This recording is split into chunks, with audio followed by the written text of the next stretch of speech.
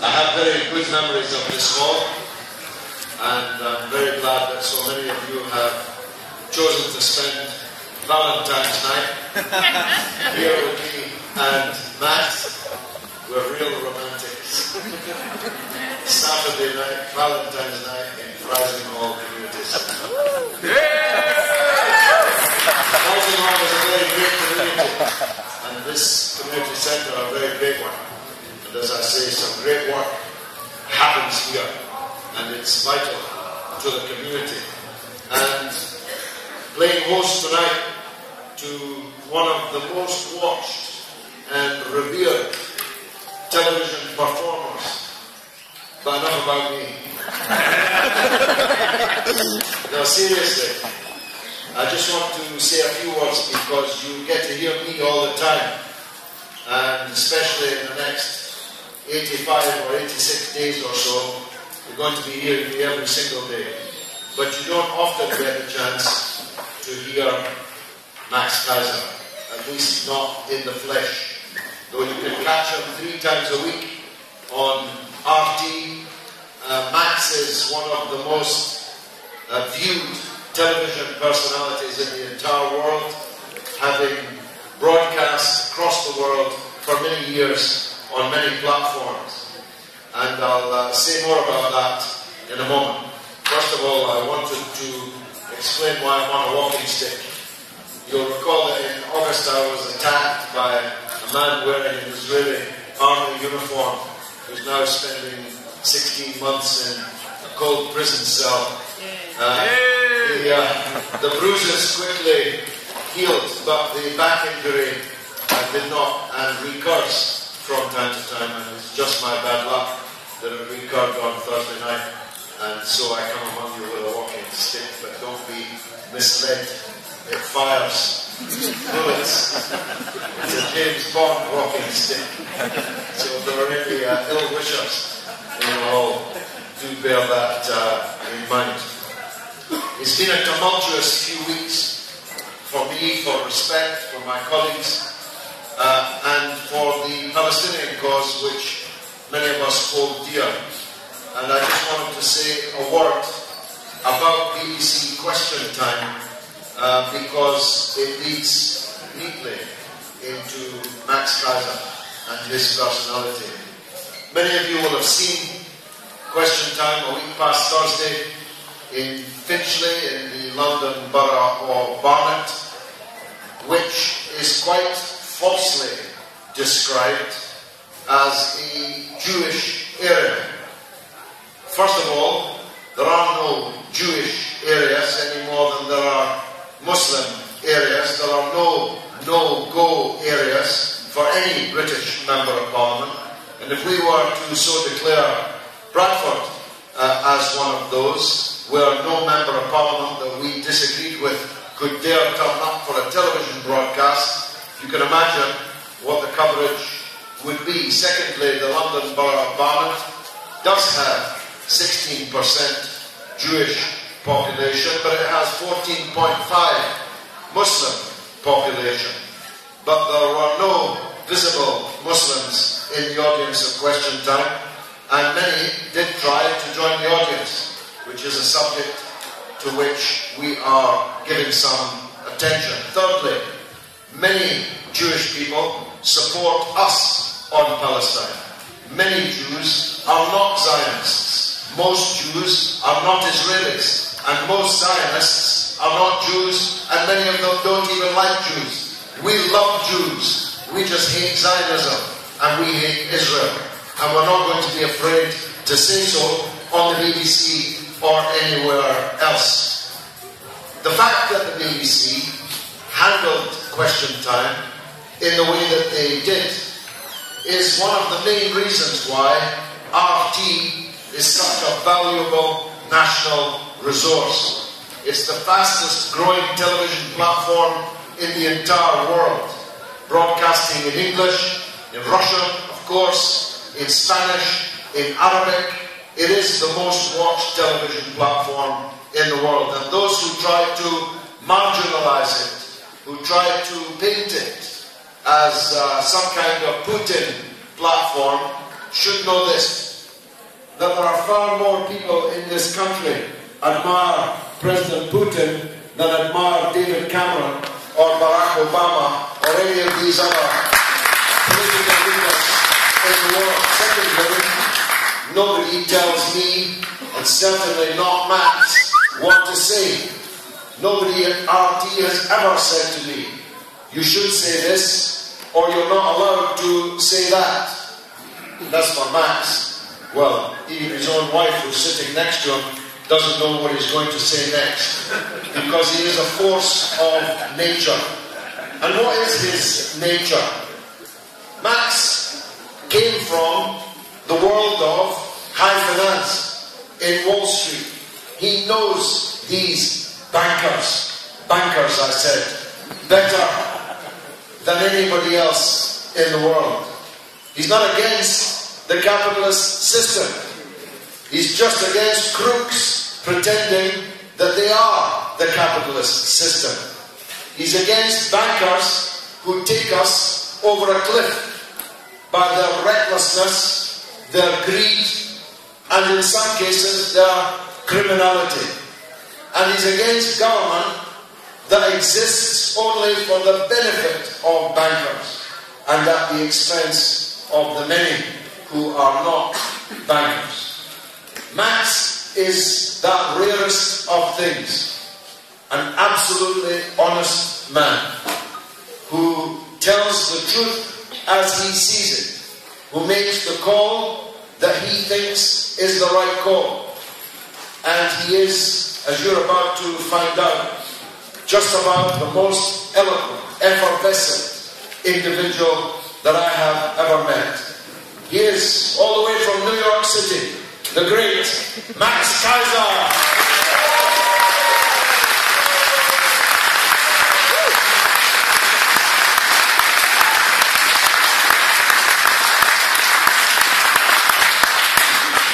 Thank you so much, George Galloway. Hello, Bradford! Next to Leeds! So I have to explain to you my knowledge of Bradford and Leeds. It goes back to when I first came here a couple of years ago. I met up with a fellow who explained to me that I needed to start following the Sheffield Wednesday Football Club. And I'd never heard of Sheffield Wednesday. And I said, well, why should I follow Sheffield Wednesday? He said, because we hate Leeds. So that's it. That's my total some knowledge of football in this country. How's everybody doing? How are you feeling? What's happening? Are you politically engaged? Are you present? Are you here? Do you watch our TV? Do you watch our show? Do you know what we say about the bankers, the banksters? Are you suitably repulsed and revulsed and nauseous? I brought some vomit bags. If you need to vomit while we're talking about HSBC, let me know. I'll come running over and you can puke into one of these bags. And then we can send it to HSBC. And they can use it to collateralize another $1 billion in loans. Puke collateralized loan obligations by HSBC. You know, HSBC actually, like many institutions in this country, banking institutions, is technically insolvent. They have really nothing on their books of any resale value at all. What they rely on to exist is bailouts and handouts from the government. As a matter of fact, I'm thinking about making a show called Benefit Street.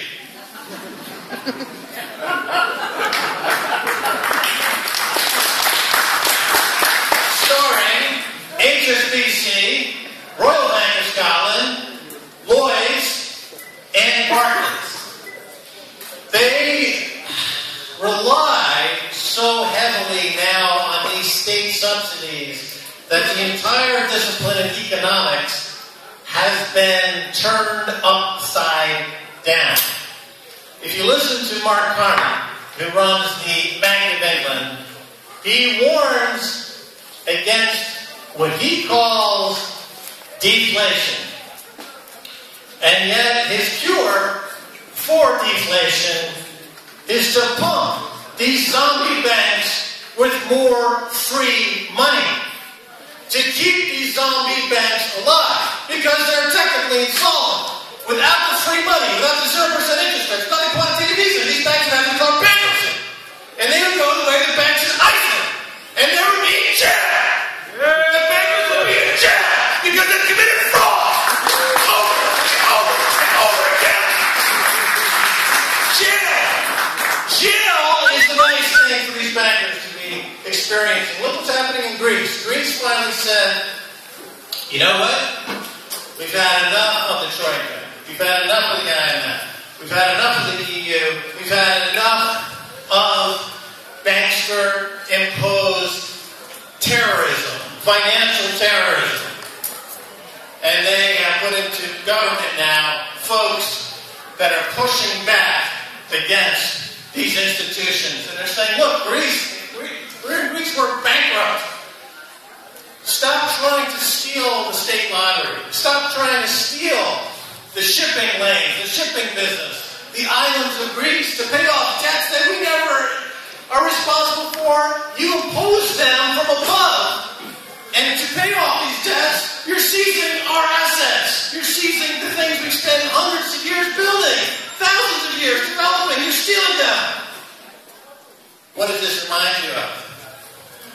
They say this country is indebted. Of course, it has a lot of debt. And the government's imposing austerity. And what are they stealing in this country? The NHS, the transportation system, the education system. Things that you built over the decades with your blood, sweat, and tears. Good income-producing assets. They're being stolen out from under you to pay debts that you did not create. They were created by these bankers amongst themselves to keep alive these zombie institutions. Banks that are technically insolvent. HSBC is technically insolvent. If you were to go to the market and try to sell in the open market, you went to eBay and put HSBC up for sale and mark to market every single one of their bonds on their books for what it could really be sold for, not the nonsense that they say they're for, but what they could really be sold for, you would be getting exactly zero. Nothing. None. It's worth nothing. As on the other three major banks in this country. You know, one of the problems in a country like Britain with so many clever bankers is that if you do put some in jail, they simply buy the bank and walk free. They just leverage the bank and they walk out. That's one of the problems. Speaking of austerity, speaking of how this country crams down your throat propaganda that austerity is normal and perfectly acceptable. This was from the Times. Came out with this story not long ago. It starts off with a very pleasing, helpful headline. Short of cash? Question mark? Well, the austerity sandwich. Scientists acclaim is the cheapest lunch in Britain. It consists of 2 slices of bread surrounding a filling of another slice of bread. Cost is 7.5p. This was in the Times of London, explaining how you could get your way through the hard times of austerity. But let's change gears for a second and talk about what's happening in the U.S. Because I know that in this community, there's a lot of pressure that's coming down from the media, from the politicians, who I think are unfairly characterizing this community in a very negative light. And I was amazed recently, and I'm curious what you think about this. I don't know if you've been following some of the media in the United States. But, and I too, I've been following George's career quite closely, and I was quite shocked at some of the recent episodes where he's encountered actual physical violence. Recently, on the very popular Fox News in the United States, there was a primetime episode in which their lead presenter, a woman named Judge Jeanine Pirro, said, quote, "We need to kill them." This is what she said on Fox News in prime time. Fox News Judge Jerene Pirro speaks outrage with an unhinged rant about, quote, Muslim terrorists. She goes on to say, "We need to kill them. We need to kill them, the radical Muslim terrorists hell-bent on killing us. You're in danger. I'm in danger. We're at war. And this is not going to stop." This was on January 13th. On February 11th, this is the recent past. This is really happening in real time. On February 11th, 3 Muslim students shot dead near University of North Carolina, Chapel Hill. Police investigating Stephen Hicks for what they believe to be a hate-motivated crime. So here you have Fox News openly soliciting to kill people. Very short time thereafter, 3 students, Muslim students, are murdered. Now, what's the response by the media in America just 2 days later? CBS television runs a special report on, quote, "How to safely find a parking spot after 3 students murdered by Craig Hicks in an apparent dispute over parking spots." Police dismissed the idea that there was any religious hatred involved. So this is, in my view, part of what the struggle is about in terms of how the United States economy, which is in itself a Ponzi scheme that only functions in the capacity to wage war, is looking to wage war any way that they can.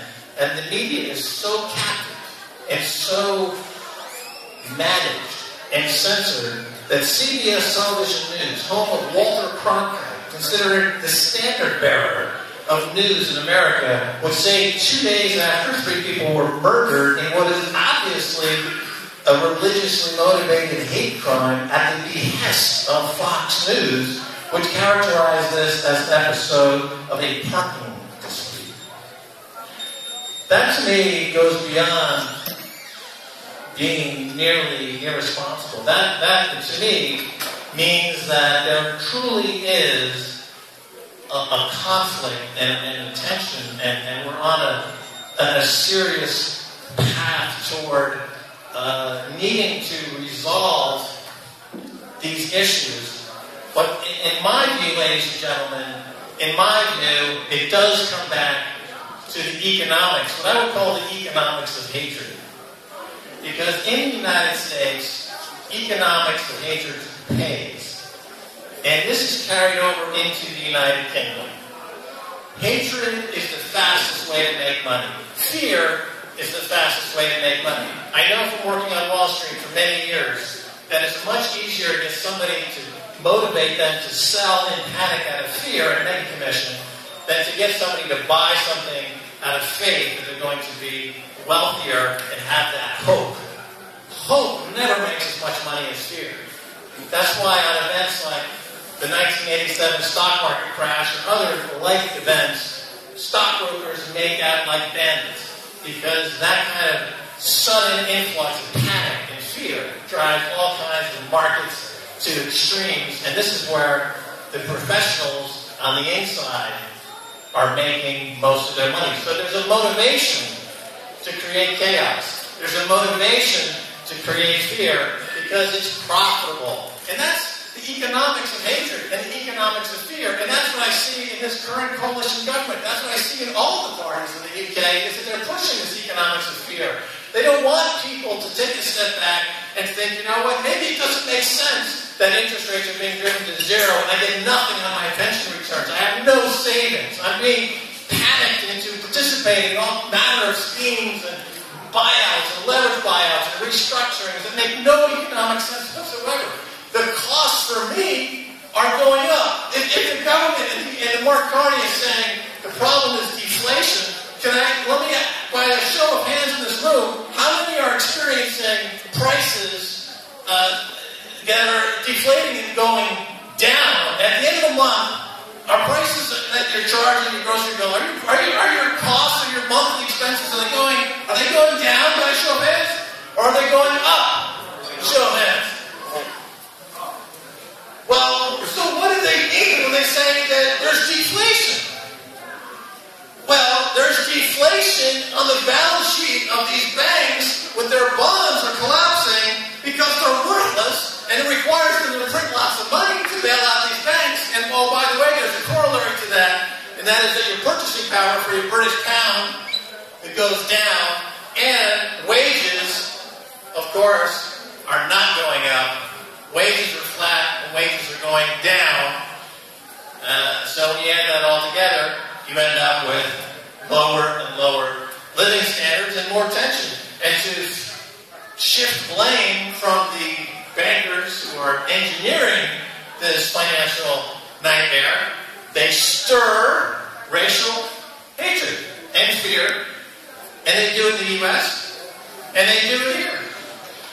But at the root of it all is this need to keep alive a system which has essentially died, is a corpse. And the only way to cure this problem is to do what Iceland has done, is to simply let the bad banks die, put the bankers in jail, protect your deposits, of course, open up some banks that are not run by crooks, and allow the banking structure to exist in a genuine, as what bankers should do. It was recently quoted, a banker said that he didn't care that his depositors were not making any money on their deposits. He said, quite frankly, we don't need depositors. The same banker said, well, we can't make loans to create new businesses because we need to service our debt on our balance sheet. So these banks are not making loans, and they're not paying on your deposits. So if the bank's not paying any money on deposits, they're not making loans, what is that bank doing? The definition of a bank is that it makes loans and pays on deposits. That's what a bank does. If it does neither, it's not a bank. And what is it? It's a parasite. It's an institution that's holding our government hostage. And if the government doesn't deregulate the bank more, it'll crash the economy. It'll crash the markets. You're being held hostage by psychopaths. I'll give you proof. This is from a Wall Street Journal article I read in 2005, which I keep it with me. It's very telling. It's called Lessons from the Brain-Damaged Investor. The UK investment banker says, at one major investment bank for which I worked, we used psychometric testing to recruit psychopaths because their characteristics exactly suited them to senior corporate finance roles. Why is that? Why would they recruit psychopaths to be in a bank and to manage money? Because if you're a psychopath, you lack something very key. It's called empathy. And if you had empathy and you worked at the bank, would you be doing what the head of HSBC is doing? Ripping, financing Mexican drug cartels? Ripping off the tax system? No, because you had some empathy, but empathy is stripped away. This is part of a story about Robert Bales, a U.S. soldier suspected of an Afghan massacre of 16 civilians, whose previous job was a stockbroker. Just like what happens when you recruit madmen in the field, they have a habit of sometimes fighting against you. The same thing can happen in the world of business and finance. If you hire psychopaths because you know that they will perform ungodly acts of ripping people off, destroying the system, and psychotic acts of financial terrorism, it can come back at you, and it can harm you. One of the biggest, the strongest examples of what happens when you allow somebody who's got the psychopathic demeanor of a banker in office. I refer to the story of Tony Blair, who I would say is the prototypical stockbroker turned psychopathic political leader.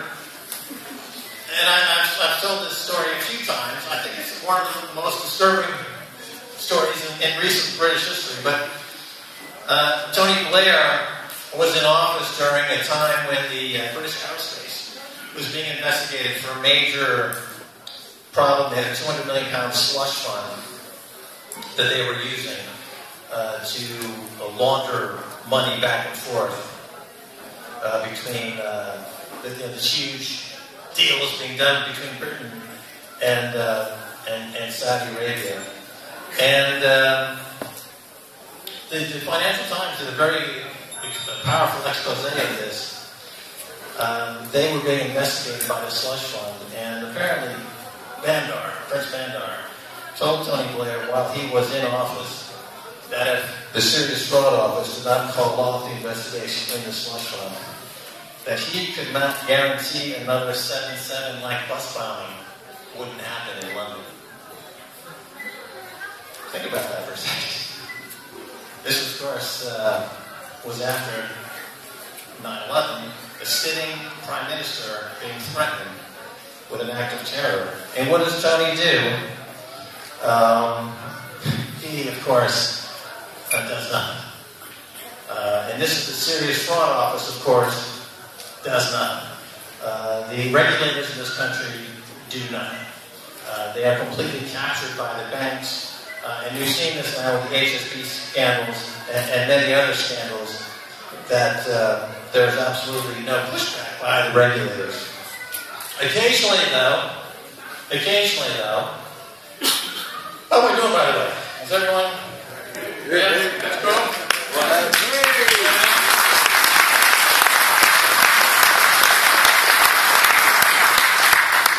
Occasionally, you do see small acts of protest.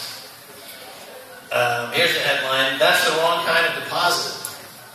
A Barclays bank customer poos all over the floor. A middle-aged man described as a well-to-do walked calmly into the branch of Barclays and started leaving non-monetary deposits on the floor in front of our 5 customers.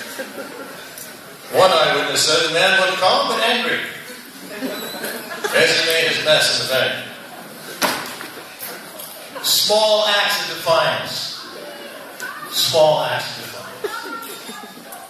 Sometimes lead to more organized and bigger pushbacks. As we do have seen now in Iceland, and I think Greece is a major turning point in this banking recent history of the tension between the have-nots and the have-yots. How would I boil this all down into one equation, if you will, one point? And I think this quote from Warren Buffett, who's one of the richest guys in the world, says it nicely. He says, "There is class warfare, all right, but it's my class, the rich class, that's making war, and we're winning." And that's pretty much, I think, is a good way to look at the world from this point of view. There's a war going on. It's a class war.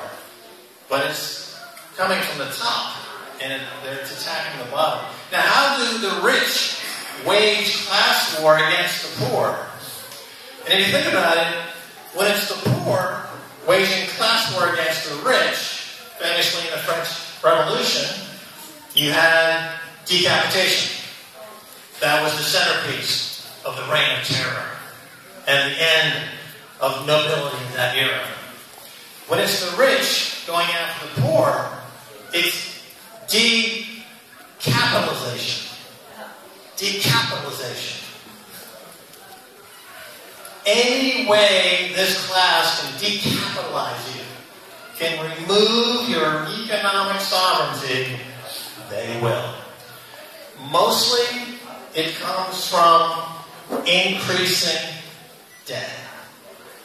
The more they can increase debt, the more you lose your economic freedom, your economic sovereignty, your voice.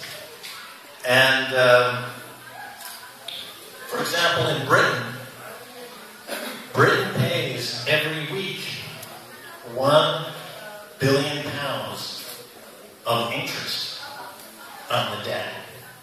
just the interest cost on Britain's 1.6 trillion pounds of debt, soon to be 2 trillion pounds of debt, works out to £1 billion a week. That's not money that's going into the NHS. That's not money that's going into education, infrastructure. It's going into debt service. Why is the country in so much debt? Is it because the economy is growing? Well, not really. Is the economy generating high-paying jobs, wage growth? No. The economy is producing debt. It's producing incredible amounts of debt, as is the U.S. economy. Historic amounts of debt. The total world indebtedness over the past, since 2007, has increased by $57 trillion. It now stands at $199 trillion, the world's debt load. So just in the past 7 or 8 years, the world has gone from trading at 240% debt to GDP to almost 300% debt to GDP. The debt is skyrocketing because debt is how this rich class, as Warren Buffett explains it, can decapitalize everybody else. How come during the last 7 years, during a period when GDP and wages and the economy for everybody was basically flat to down, did the top generate profits and wealth gains of 300, 400, 500%? How is that possible? Because they're the ones that get fees on the debt. They make the fees. What do you do with your fee? You just sold a 20 billion pound tranche of debt to the government to fund some cockamamie scheme in the Middle East to blow up people. Well, you're going to buy a flat in London for 20 million pounds. You're going to buy a Renoir for 100 million pounds. That's fees on debt, not fees on generating jobs, fees on generating growth, fees on generating life improvements, just fees on generating debt. On top of debt to service more debt.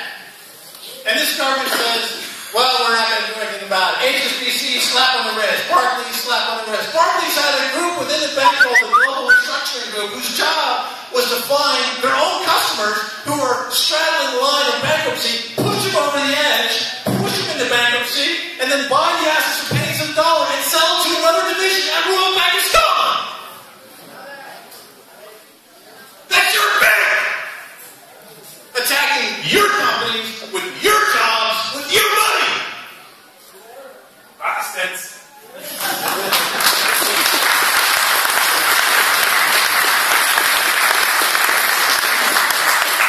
What's the solution from the government? Well, here's a great solution. Because of all this debt looks about as appealing as the man in the Barclays Bank who soiled the floor, the government is trying to find out how to improve GDP somehow. We got to make the GDP look bigger so that this debt that's growing catastrophically looks smaller. So what has the government done recently? There's probably 10,000 guys exactly like Tony Blair. They're equally funded. They're equally without morals or ethics. They're equally dangerous. They're equally egomaniacal. And they're out there just screwing everything so badly, so unmercifully. Because in this country, which has become, I guess, one of the big points here, is that the United Kingdom, as some have described it, is the cesspool for the global banking system in terms of regulation. All the big frauds that we have come to know over the past 10 years, AIG, Bernie Madoff, Lehman Brothers, JP Morgan, they all have had the majority of their activities come through London because London has the easiest regulations in the world. Criminal banksters shop their fraud in London because it's the best place to commit financial fraud. And this point, again, is not unknown. Many people have made a note of this. And just to point out that these folks are not exactly taking your plight or my plight in a way that's making them lose any sleep. The makers of Monopoly. Anyone here play Monopoly as a kid? Yeah. Hasbro. They have a new edition. They replaced the fake money with real cash. In some sense, meaning each set comes with 20,580 euros. So it's the perfect Valentine's gift for that special someone who you want in your life, or a set of Monopoly with actual money. So they're not exactly hiding all this that they're doing. The number of crimes that these banks have committed, I could mention 100 of them, but I think you get the basic point. I think George wanted maybe to get into a bit of the Q&A, but before I turn it over back to George, I just want to review a couple of quotes that I've collected over the years that I think are pertinent in these times. In 1790, John Locke, one of the architects, if you will, of the Enlightenment, when the social contract is broken, the people must revolt. And that's what the people in Iceland and Greece are doing. And clearly the social contract is broken. When HSBC or Barclays or RBS says, technically we're not breaking the law, the response is, you've broken the social contract. You do what you do because of what our large, including you in that position, as part of this social contract between the governed and the governors. When it's broken, you must revolt. That's what the architects of the Constitution of the United States, the Bill of Rights, the Declaration of Independence, the thinkers in this country, Adam Smith, part of the Enlightenment, who understood how to build an economy where the risks are spread out. They understand that it's based on a promise between two parties. And if that party, if it's destroyed, there's no excuse that these bankers can make at this point that would preclude a major uprising. Mark Carney, Bank of England governor, said, jailing bankers will not fix bad behavior. That's an appalling statement. Why don't we apply that to everybody in the society? If I go steal, some Lucozade at the corner shop, if I say I don't think putting me in jail is going to cure my bad behavior, is that sufficient defense? But here it is, the governor of the Bank of England making that claim. Larry Summers, of course. Bill Black, who's one of the most famous regulators in the world, said that London is a financial regulatory cesspit. Paul Moore, formerly of HBOS, said that London is the center of a financial holocaust. He made this remark on my show, describing 100 million people thrust into abject poverty due to the crimes of the banking elite. How many of those people are going to be dead? Millions and millions. So his remarks, I believe, are well founded. And with that, George, I think I've covered the gambit. And we can go to a Q&A if that's okay. What do you think? I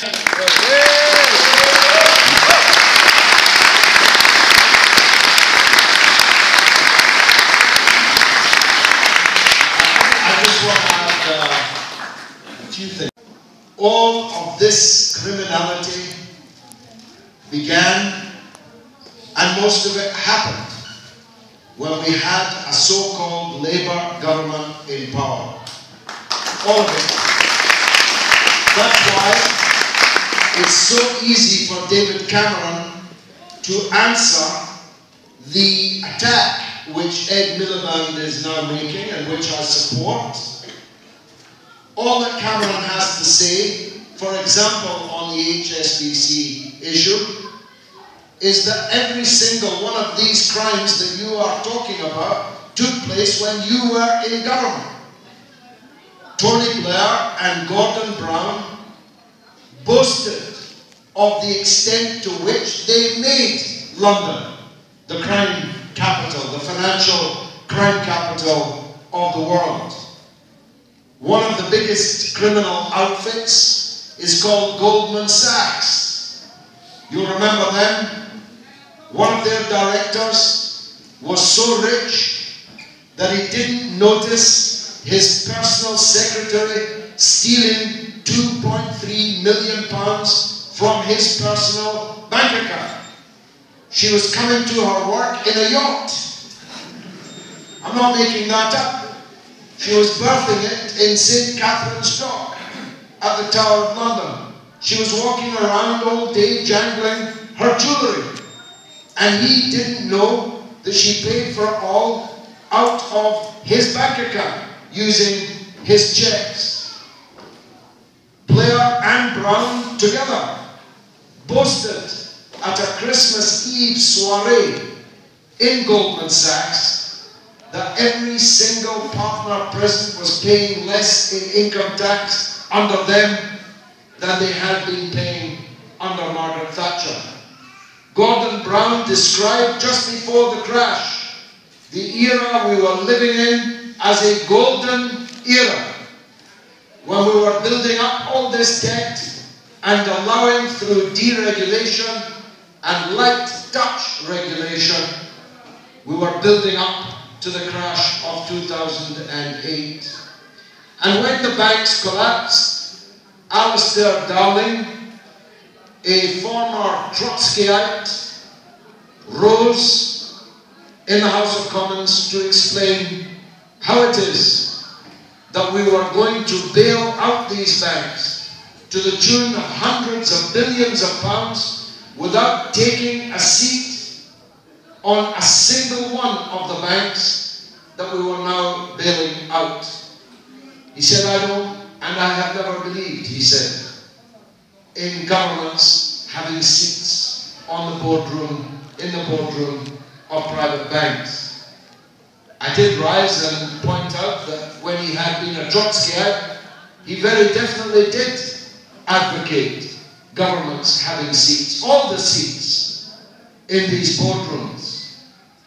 But the point is, they were no longer private banks. They had been saved by the taxpayer, but allowed to be run by the people who had bankrupted them in the first place. And that remains the case today, 7 years later. So as I always say, especially here in Bradford, if you send the same donkeys back to power, don't expect them to do anything differently. Einstein said the definition of madness was doing the same thing over and over again and expecting a different result. If you send donkeys to the town hall, to Westminster, don't expect them to do anything other than what donkeys do, which is put their noses in the nose bag and eat their way through the next 5 years. So, in a democracy, you get the politicians that you don't necessarily deserve, but you definitely get the politicians that you vote for. And when you know what they have done to our country and other countries, you'd have to be mad to send them back again to do it all over again. Okay, questions to Max Keiser. Yes, the lady at the door with the fabulous Ronettes bun.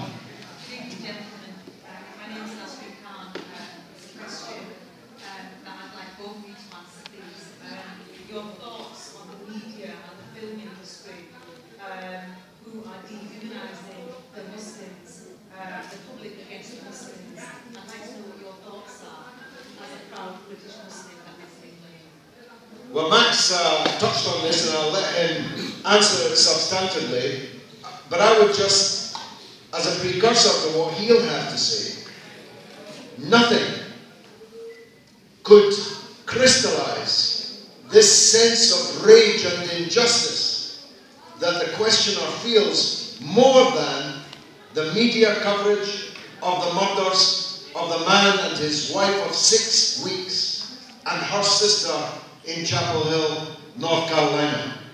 The BBC did not report that murder at all. Sky reported it, 5.5 hours after the Independent newspaper had broken the story in Britain. And ever since, every effort has been made to portray this as other than what it obviously is: the cold-blooded execution of 3 young American Muslims by a politically motivated killer operating out of a well of hate. The merest glance at his Facebook page shows you his hatred for religion and religious people. Yet even until now, after the 3 victims have been buried, it is still not being called what it obviously is. And ask yourself this: if 3 Jews or 3 Christians had been murdered on their knees in a cold-blooded execution by a Muslim killer, would this have been being described at the top of the news as a terrorist act? And everybody knows that's exactly what it would be described as. Max.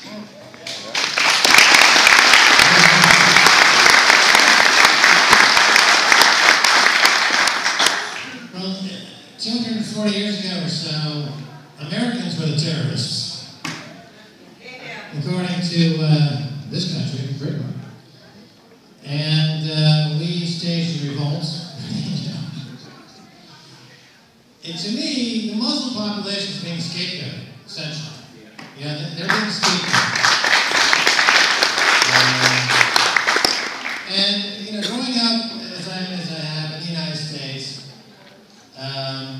in New York, having worked in Hollywood, you know, I'm familiar with the narrative of the struggle of the Jewish faith to seek a homeland, and they've come to America, and this is a fantastic story.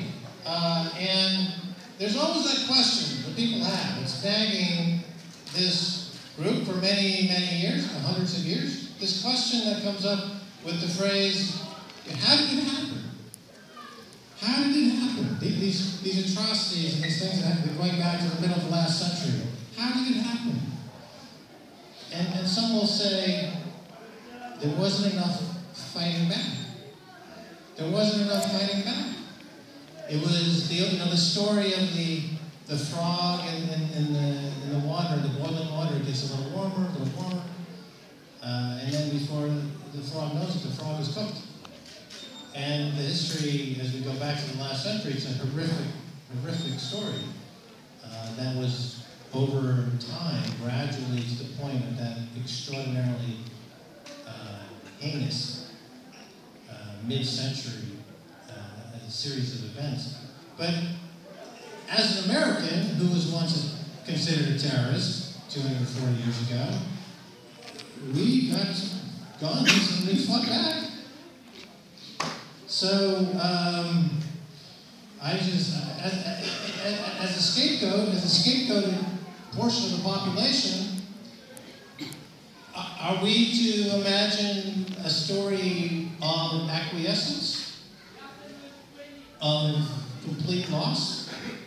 Is that what we are?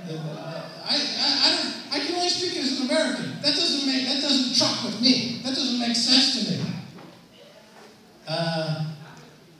But that's all I will say, because I don't. That's all I will say. You folks can fill in the rest of the story if that's okay. Thank you, Max. Thank you. Go ahead, sir. George was against Scottish independence. Max was for Scottish independence. Did the Scottish people make the right decision? Well, they made the decision that they made, and it was theirs to make. It was self-determination. A people deciding by plebiscite on whether to stay with the state that they were in or leave that state. It's a pity Kashmir didn't get the same right as Scotland did, especially as it was promised it by the United Nations well over half a century ago. If Kashmir did get that plebiscite, I have no idea how they would vote. Whether they vote to stay with India, vote to be independent, vote to join Pakistan. What I do know is that it's only their decision to make, not anybody else's. And the same was true for Scotland. I, as a Scottish person, did not have a vote, which I think was a little unfair, and so do millions of Scottish people who live outside Scotland. But that's another matter. They voted how they voted. And I'll tell you, as a representative of a poverty-stricken part of a poor city in the north of England, I'm sure glad that they decided to stay. For this reason, if Scotland had left Britain, England would have a Tory government for all time.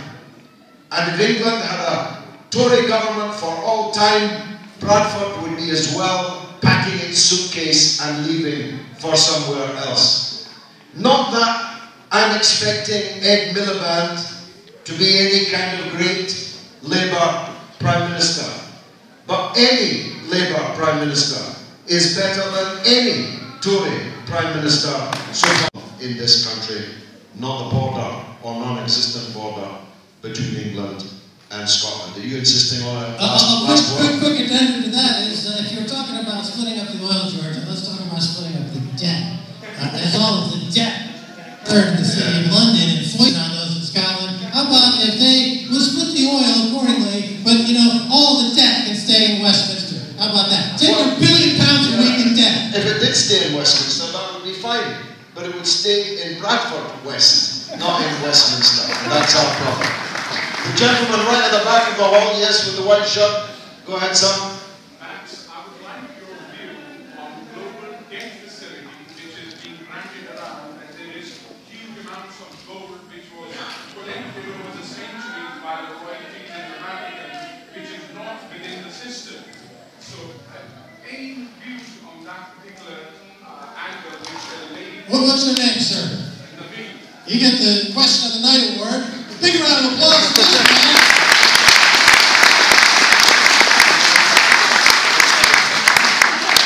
What about the gold? This mic's working. Give me your mic. I can use a good mic. There it is. A good mic. You can't even walk. You should have this one.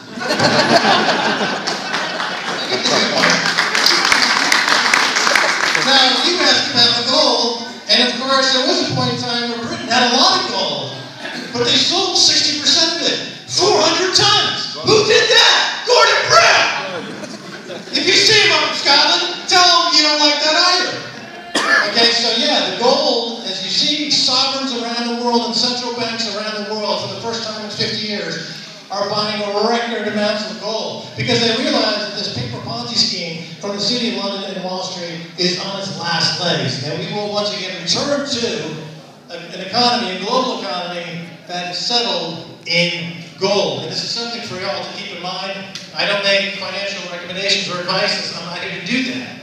But at the end of the month, if you got a few quid, instead of going down, buying an extra sandwich or whatever, buy yourself a little gold and silver and just accumulate over time. 1 year, 5 years, 10 years, you'll be happy you did. That's what